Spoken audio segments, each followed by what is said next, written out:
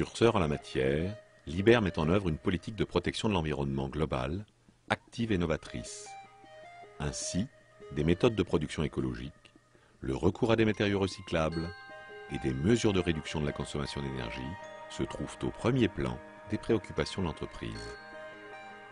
L'utilisation de fluides frigorigènes R600A ou R290 sans HFC s'inscrit dans cette optique environnementale. L'intervention sur un circuit frigorifique est une affaire de professionnels. Il est impératif de respecter le déroulement et la procédure en commençant par la perforation du déshydrateur et la vidange du circuit par ce point. Si le compresseur est en état de fonctionnement, le technicien peut le faire fonctionner pour accélérer l'évacuation du fluide.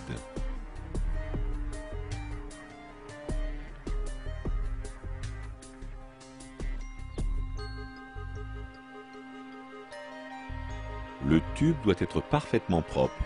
Pour cela, le nettoyer à l'aide d'une toile abrasive par un mouvement rotatif.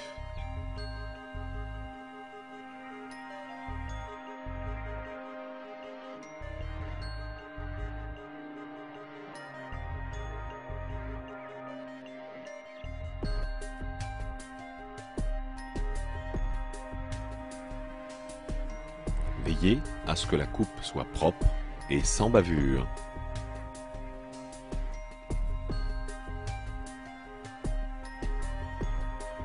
L'intervention sur le circuit est réalisée à température ambiante.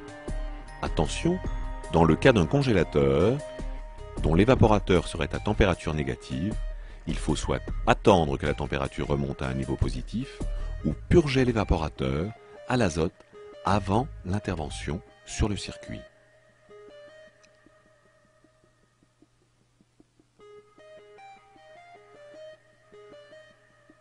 Il est important de respecter le temps de séchage de la colle lock-prep dans le cadre de l'apposition des raccords lock-ring. Pour le cuivre, laissez sécher pendant 4 minutes à une température ambiante de plus 18. Pour le fer, 8 minutes et pour l'aluminium, 18 minutes.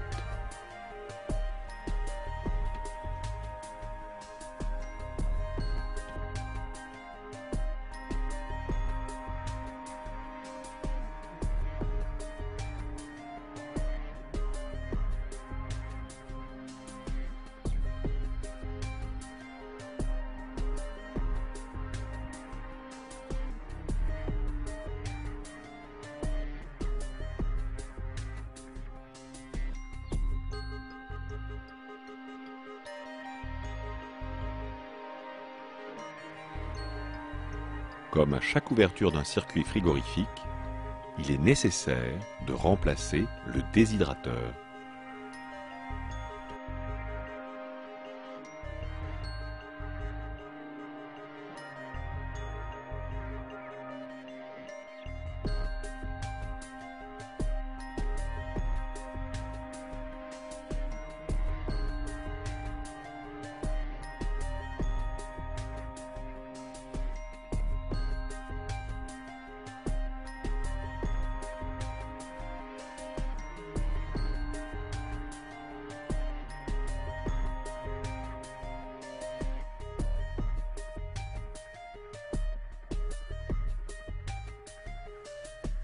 Pour éviter d'obstruer l'extrémité du capillaire, il faut veiller à le faire dépasser du raccord. Appliquez ensuite quelques gouttes de lock-prep et tournez le raccord pour bien répartir la colle.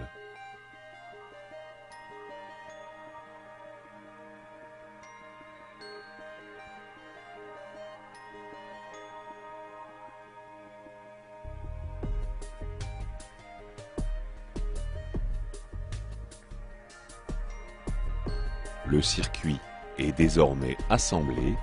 Passons aux étapes habituelles de la charge. Tout d'abord, la connexion du circuit à la station de charge.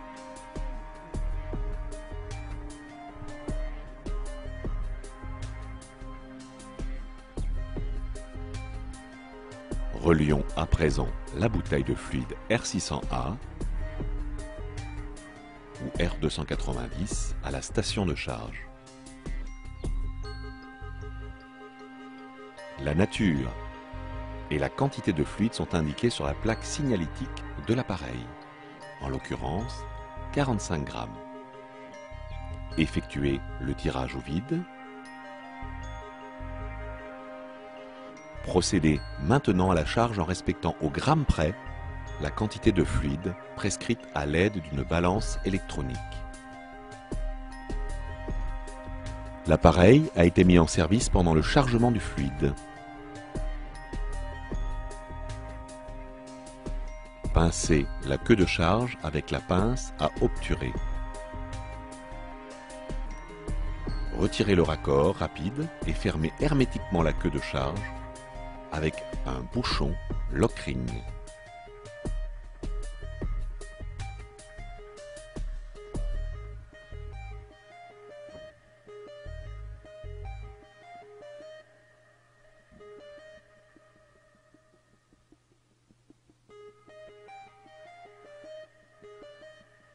Le process d'intervention concerne les circuits frigorifiques simples, composés d'un compresseur, condenseur, déshydrateur, capillaire et évaporateur, à l'exclusion des circuits à électrovanne.